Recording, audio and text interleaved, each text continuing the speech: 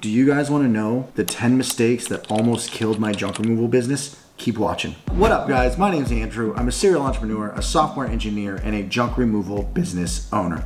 I started a junk removal business as a stepping stone to return to my passion of technology and apps. I invite you guys to stick around, hang out, follow me on my journey from becoming a junk removal business titan to building a $1 billion home services app. And that is true. I want to talk about the live virtual junk event followed by the in-person event. This will be a live streaming event that's on my YouTube channel. This is not just gonna be any junk removal event. This is going to be the junk removal event of the century, of the decade. Dispatch will be going in beta, so this is going to be a software announcement to let you guys know the software's out, talk about the software, why we're different than everybody else, and why I'm so excited to bring this junk removal software to you guys. It is going to be the CRM, FSM that changes everything. It's going to help you grow, manage, and scale your business. I am very excited to share this software, but what I want to talk about, what else is in this event, guys, is I'm going to be dropping some insane content in this event. It might be just as good as my course, if not better. And I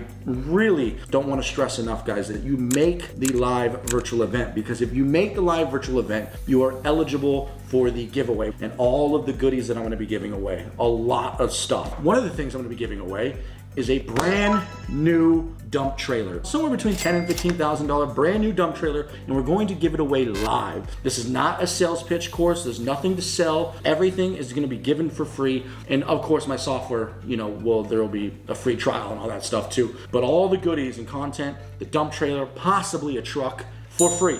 No catches, no gimmicks, no nothing. I won't announce the speakers just yet. I'll wait till we get closer. The live event will probably take around 12 p.m. and then the live event will probably be around 4 or 5 p.m. in person in Los Angeles, close to me, where we can all mingle for a few hours, get to know each other, talk, discuss strategies, and just shoot the shit. I hope tons of you make it to the live virtual event, and if you happen to be close by somewhere in California, I hope you make the in-person event. I'm thinking this is gonna change the home services industry completely, but definitely the junk removal industry. I am very passionate about junk removal because I have been doing it, so this is very close to my heart. So I am going to disrupt the junk removal industry. So please, please, please, please register for the live event so you can be notified, you can get updates, and you don't miss it. It is going to be incredible. All right, guys, let's talk about a pretty important topic. And what's funny is I was writing down all of the things that almost killed my business or could have killed my business, and it actually came out to 10, so it worked out perfectly. The 10 things, guys, that almost destroyed my business. Most of these fall under the employees category. The last 3 are the only ones that are not related to employees, which is mind-boggling. Employees are absolutely necessary for you to succeed, but employees can also destroy your business. It's kind of mind-boggling, all of the things that I went through to kind of understand where I am now, and I hope this helps you guys. So let's just dive into number 1. Number 1 is the classic hire slow, fire fast. I've talked about this in this video here, so you guys can check out the hiring video that I talked about, and I do talk about employees a lot there. But hire slow, fire fast. I mean, that's as simple as it gets, but hire slow to me means you do your due diligence a little. You put out an ad on Indeed, ZipRecruiter, Craigslist. You then get a whole bunch of candidates. You then filter through them. And honestly, I'm gonna be honest with you guys, I do not care about their resume. I don't really care, as long as they're not a sex criminal or something like that, or that's entirely up to you. But hire slow, fire fast means to me is you do the phone call, the video interview, you make sure that they seem normal. You can tell a lot about their personality when you actually get on a video chat with them. And then you want to make sure when you ultimately decide, okay, they passed the first 2 tests, it's time to try them for a day. After you try them for a day, you have them sign a gig worker contract, make sure they don't wear any of your clothes, they don't use your car, they meet you, you give them a little bit of training and testing, so they're 1099, but they're not employed yet. And then after you make that decision, you then want to make sure they fill out an employee application, just a standard employee application, which is what I failed to do in the beginning, guys, is you really want to make sure that you get all of their credentials, their references, their school, their education. It's in my resources section in my private community, but you want to make sure they fill all that out so you have all of their information. You want their social security number, their birthday, all of that shit. You also want to make sure you scan the front and back of their license.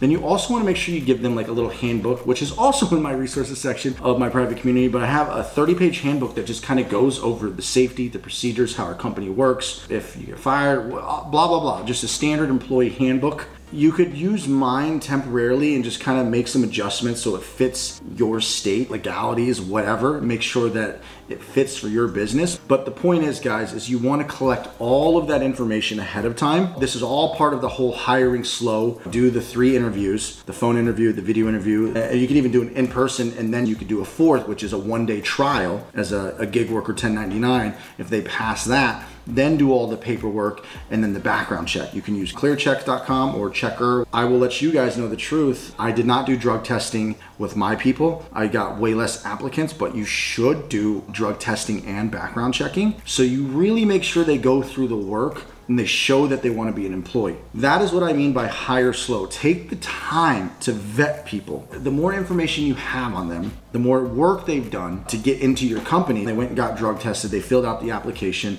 It shows the initiative and that they're gonna take this serious. Fire fast is the most important thing I learned. I just don't do second chances anymore. Unless it's something simple like they're a few minutes late or it's an honest mistake, they lost a tool by accident, fine.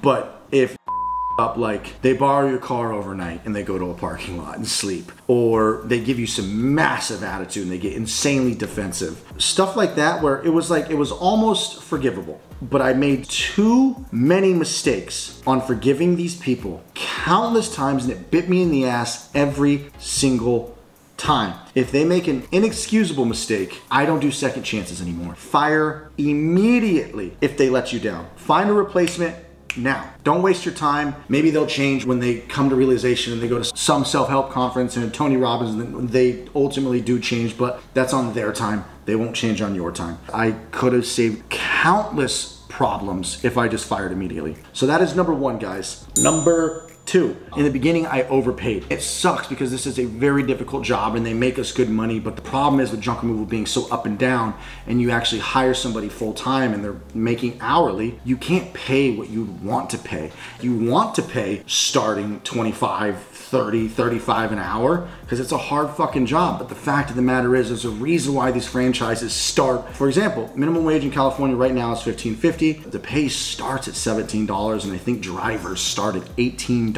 And obviously the tips are good, it bumps it up. But I was overpaying in the beginning and didn't realize how much it's gonna cost you with taxes, payroll taxes, workers' compensation, and just in general, when you have slower days and slower weeks and slower months, that hourly wage eats you up. So figure out what the minimum wage is and figure out what this job's market pay is. Go to Indeed and check what people are actually being paid for the driver position and the non-driver position. Go check the franchises. Check the franchises first because they figured this out. They know what payroll taxes and workers' compensation and federal taxes and state taxes, they know what they need to spend for their employees. You can get away with $10.99 for a little bit, guys. When you try to actually scale, get off the truck, have full-time employees, get a second truck going, the game changes a little bit, guys. As badly as I wish I could like be the guy who pays the most, you just need to have the best culture, be the best boss, be the best leader, pay as good as you can, let them keep their tips, obviously, any treasure they find, but overpaying will, in the long run, screw you. So make sure you guys do some research and figure out what is the reasonable pay for the driver and the helper. Number 3, this kind of branches off number 1 with bad employees and then me firing them fast and them getting angry, which leads into number 3, which is number 3, letting them come to my house. I know some people probably meet their employees at their house, and I did it for the longest time, but now I try to keep a very safe distance. And this was before I hired slow. You know, I didn't do the paperwork, I didn't get the employee application, the references, I didn't do the background checks, I didn't get their driver's license, I didn't have any information about these guys. But like when you're looking for help, you just find a cool guy, you vibe with him, you hire him, and you start working. And things are going good, but then you're like, fuck, I gotta fire this guy. Just something happens, you just gotta fire him. And they've always retaliated on me. Me letting them know how important Google's reviews were, they go leave me a bad review. They show up at my house. They threaten me. I had to fire 4 people at one time before. The job wasn't even that bad. They were just like, I'm not gonna go do that job. So I fired them on the spot. My daughter was right next to me. He got in my face, acting all gangster. He's all tatted up and stuff, trying to act all hood. And his voice changed dramatically from like this to, what's up, bro? Huh? What you gonna do about it? And got in my face with my like 6-year-old daughter right here in front of my house. Like I said, branches off number 1. If you don't have all of their information, you don't have any leverage over them, right? You don't know where they live, you don't have references, you don't have anything on them, so they can act a fool even more. Point is, guys, is just avoid it altogether. Even if you hire properly and you find good people and you have all their information, it's just best you don't meet them in front of your house. Find a parking lot nearby where you go every morning and you meet them. Don't let them know where you live. Number 4 was not collecting their information in the beginning and just going off the vibes. You need to collect their information, employee application, driver's license, background check, drug test if you want a drug test, and give them a handbook that they sign, an employee handbook of safety guidelines that they understand the processes and procedures. And I have all this, guys, in my resources section in the private community. But not collecting that information gave me no leverage about them. I knew nothing about them. I didn't know where they lived. I don't know their full real name. It just put me in a vulnerable place where I was like, fuck, they know everything about me. They know where I live. I have nothing on this person. So number 4, guys, is not collecting their information. I don't care if it's your first employee, even if you're 1099ing them in the beginning, which you shouldn't be, still get their information, guys. Treat them like you're really onboarding and employing them. Number 5, and this is a tricky one because a lot of people don't make enough money in the beginning to truly do this, but number 5 is W-2 versus 1099. I'll make a video on W-2 versus 1099, but it's very simple. If they're in your clothing, your uniforms, they're using your equipment, they're on your truck, they're an employee. Even if their hours are scattered all over the place, you're telling them when and where to go and what to wear. So they are an employee, which means you have to pay W-2 payroll taxes. They pay taxes, you pay payroll taxes, and then there's also workers' compensation. I'm sure some states are different. I had an employee break his leg and I didn't have workers' compensation. The problem has been solved, but it was a stressful few months. Comment down below, guys, if you want me to make a video on that whole situation. At the end, it did cost me. It is a shitty scenario. You can lose jobs for not having it. A lot of companies want workers' compensation proof that you have workers' comp insurance. If you don't have it, you can get in some serious trouble. I know most people just kind of like pay cash with their friends and one guy and they're okay because like, what are they gonna sue you for? You're just one little truck and trailer. You know, I get it. That's how it starts in the beginning, but they're technically still employed. They still could technically come after you. Number 5, legalize yourself with W-2 employees and workers' compensation as fast as you can afford it. Get it into your system as soon as possible so you just know from the get-go how much money's coming out, rather than later be hit with it later and you're like, ah, fuck. If you guys are enjoying this video and you like what you're hearing and seeing, please comment, like, subscribe. It really helps the algorithm, guys. Comment down below, say something, ask a question, guys. Feed the algorithm. It means a lot to me and it lets me know you like what I'm putting out. Thank you. Back to the video. Number 6, and this was an interesting one because in the very beginning, I was so confused on, okay, if I put 2 people in a truck, how am I gonna make money? And it kept boggling my mind because I was running Google ads and I was like, okay, I'm spending $200 a day on Google ads. I got me or one guy in the truck and he goes and makes $500 to $1,000. Like if I add another guy at $20 an hour, that's gonna be another $200 for 10 hours. That's $400.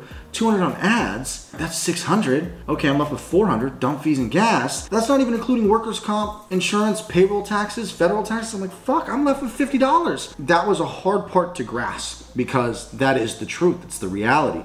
But what you do, you cut down the hours drastically if you're only getting 2 or 3 jobs. So they'll knock out those 2 or 3 jobs. Generally, an average job is 30 to 60 minutes. So with 2 people on the truck, it made all the difference. I would knock out the jobs twice as fast. There was camaraderie.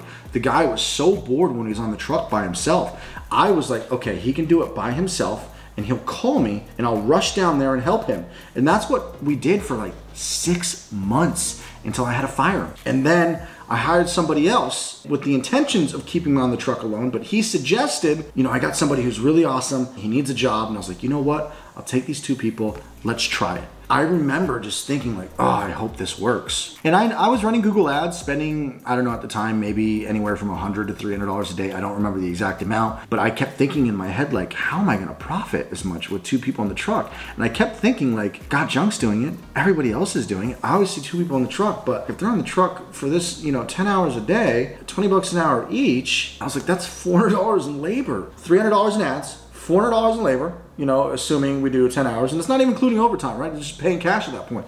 And I'm like, okay, that's $700, okay? We just gotta hope the ads make enough money and dump fees and gas, and like, we gotta start making over $1,000 a day so it makes sense. And that's exactly what happened, guys. Most jobs can be done by themselves, but like, you could do that if you're a solo operator, but you and I both know you do need help from time to time. A hand dolly will only work for so long for getting a couch by yourself down 3 flights of stairs. You need help. So being a solo operator, you can get away with it for a little bit and hire help as you need it. But as you tend to grow, you can't put one person on a truck. I mean, you could do what I did and just barely scoot by, but like I said, it's dangerous for the employee. Number one, if he hurts himself, you better have workers' comp. I wish I would have done 2 employees first and took the dive, the leap of faith. I'm running Google ads, jobs are coming in, but my fear was if it takes them too long to get those jobs done, I'm not gonna make any money. Or what if there's only 2 or 3 jobs or 2 jobs and I have to send them home short? That's fine. Explain that to them that you're growing the company and it's gonna get better. And that's exactly what I did with the 2 guys that I finally put on the truck, and it crushed it. So that was number 6, guys, is I started with only 1 employee on the truck, which is dangerous, stupid. Do not do that. He is 100% more likely to hurt himself. They go slower. Number 7, guys, is I hired a phone operator locally. Here's the problem with this, guys, and this could work depending, maybe I could hire an estate that's cheaper. I posted the listing at $4,000 a month, when in reality, I could have probably got away with $3,000 a month because it is a remote position and it's 8 hours a day. I hired at $4,000 a month, and I needed him to work overtime sometimes, and he wouldn't charge me overtime because I didn't have him on payroll yet. So I was just zelling him money, right? And it was no big deal. So he would work the overtime but not charge me overtime hours because he was getting the benefit of just me zelling him the money. So that $4,000 a month, if he worked Friday or Saturday, I was sometimes almost paying him $5,000 a month. Now, even if I hired a local phone salesperson at $3,000 a month, they can only cover 8 hours a day. My phones start ringing at 7 a.m. My truck drivers start at 6. So the problem that I got into was I was like, fuck, okay, I gotta be up at 5:30 anyways to meet the crew, to run dispatch. We do our first job at 6 to 8 a.m. So we usually show up at 6 at a customer's house. Sometimes it's 8, sometimes it's 6. And then sometimes a customer would cancel at 6. We'd have to call in the morning. The point being is I'm handling phones from 6 to 9, 6 to 8 sometimes. So there's that 3-hour window where I'm doing phone sales. Then my guy comes on from 9 to 5. You know damn well I ain't shutting the phones off at fucking 5 o'clock because you still get leads from 5 to 10 p.m. I do. Out here in LA, the phone will ring as late as 10 in the summer, probably like 8 o'clock in the winter.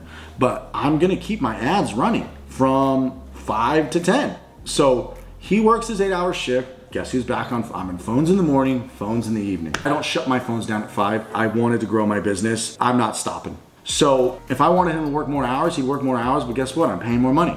So I would jump on phones and we do that all the way till Friday. Then guess what? Saturday and Sunday comes, and you better believe it, guys. I don't shut my business down Saturday and Sunday. You guys can go hang out with your family and do all that stuff and be the better man. Not me. I'm growing the business. I hang out in the house during the day. I'm hanging out with my family. I make it work. They know what's going on. I'm trying to grow this business so we can reap the rewards 5 years from now. So I'm back on phones on the weekend. And if I'm like, fuck, will you cover Saturday for me? He'll cover Saturday. But by the time he covers Saturday and Sunday, sometimes I was paying $5,000 a month. So even if I found somebody cheaper at $3,000, guess what, guys? I'm still on the fucking phones in the morning, the evening, and on the weekends. It's just this really annoying cycle of I'm on phones, I'm off phones, I'm on phones, I'm off phones. And I wanted to get off the phones. And I was too scared to make the leap of outsourcing it. There's plenty of countries that speak great English, that you could find somebody with no accent that can help you run your phones. And I wanted somebody to run my phones from 6 a.m. to 10 p.m. So the problem is I hired somebody locally for 6 months. So I was spending about $4 to $5 grand a month on phone operator, when I'm now paying half of that for triple the phone coverage. literally, because he was only covering 40 hours. I'm now covering close to 120 hours of phones being open from 6 to 10 nonstop. Now, you could maybe find a state with a way lower minimum wage and get a remote phone operator, which is probably not a bad idea. Find the cheapest state with the lowest minimum wage, maybe pay a little bit more than minimum wage, train them in your state, just like I train my operators. Get 2 of them and they could probably man your phones. Pay them each $2,000 to $3,000 a month for full time. So 2 of those people would be like 5-6 grand. I don't know, but still it's a fraction of the cost if you outsource it. That was a very stressful time because I was on and off phones, on and off, on and off. It was almost more stressful than if I just like did the phones, just accepted it and took the phones. But getting off the phones is like a breath of fresh air. Being a slave to the phone sucks, guys. So that covers all the employees. Number 8, guys, is my lifestyle, and I don't need to make this too long, but I need you guys to be better than me. I live in LA. Cost of living is more expensive. I don't need to live in this nice of a place, but I do. I don't have nice cars. I don't buy expensive clothes. The only thing I do is food and where I live.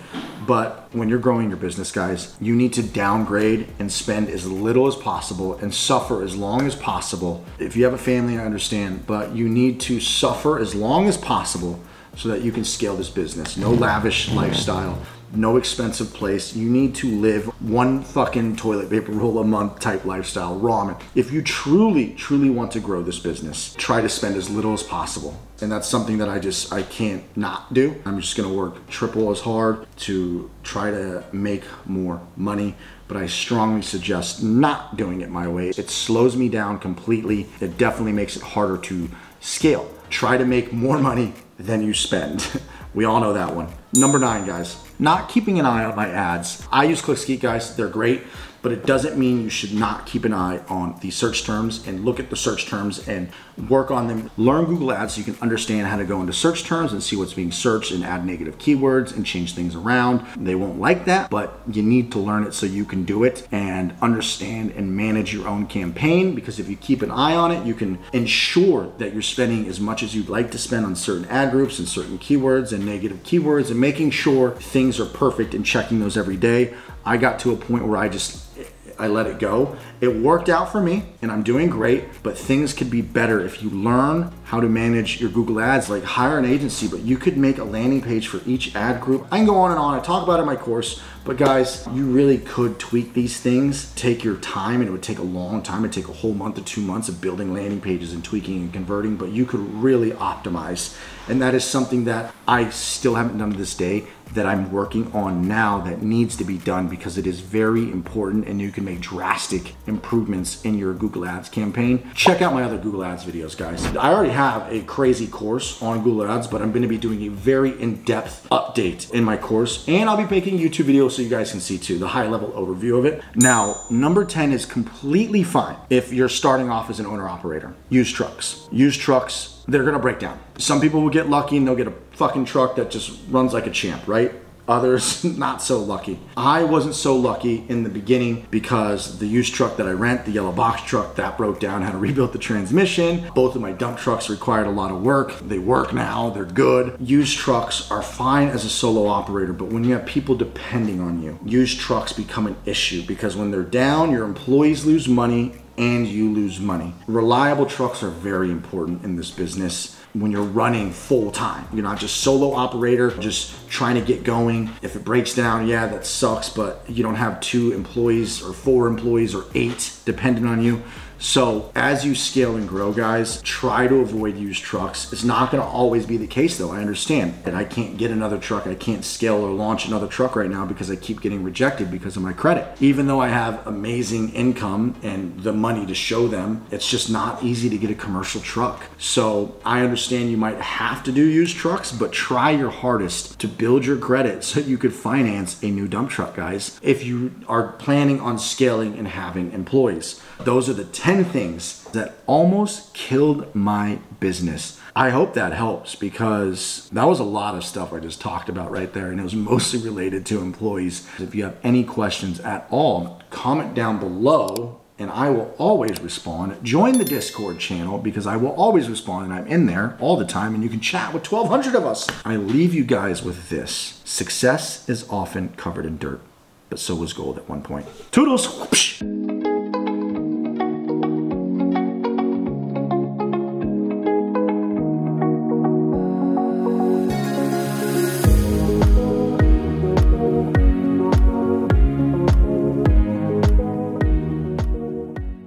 Let's tell you my story real quick. I've always been a software engineer my entire life. I started programming when I was 10 years old, but I started with HTML on AOL 3.0, and they would teach you basic HTML tags. So I was learning this shit at 10 or 11 years old. Then I just slowly progressed and started building more websites, learning PHP, learning databases like MySQL and all that stuff. The last app that I was working on was a travel app. I raised $150,000 from investors, and that was actually right before COVID hit. It was a travel app meant to travel with friends across the world, the globe, and they didn't even want you to hang out with your family. I kept telling the investors, it's gotta go away someday. I have the app semi-ready to go. You know, we wanted to start doing beta testing, but nobody wanted to fly, let alone pay for this new experimental travel app that I was trying to show to the world. Me and my lady had our second kid, newborn, and we're burning down to our last few $1,000s. And it's getting to a point where I'm like, we need money now. So one of my friends I was talking to, he's like, dude, I used to do junk removal. I looked into it, I Googled it, I found Sonoma Strong, $1,000 a day, Steve Conroy, $1,000 a day, $2,000 a day, and I was like, $1,000 a day. Started with Thumbtack, started with Craigslist, got to Google Ads probably by month one or like the end of month one, month two, I think. Went from 200 a day to 500 a day to 1,000 a day. From there, it's just been incredible. This is a great industry. If you're stuck and you need to figure out how to make some extra money, you can grow this into a very profitable business. You can do very well for yourself. I'm doing very well for myself. It takes a lot of work outside of the labor part, the marketing part, the hiring part. Everything is hard. It has potential. It is a very easy-ish, predictable path to make money. The service industry is so much easier to get into because it requires just your time, and everybody's gonna need this service, okay? You trade your time for money. It doesn't matter if it's landscaping, moving, junk removal. There are so many home services that you can get into that don't require a skill. People need this home service. So getting into the services business is a very safe, predictable, slow growth path, but very doable. That is the beautiful thing about junk removal. So guys, if you want to check out the course and you want your A to Z on how to build a junk removal business, check it out in the link below.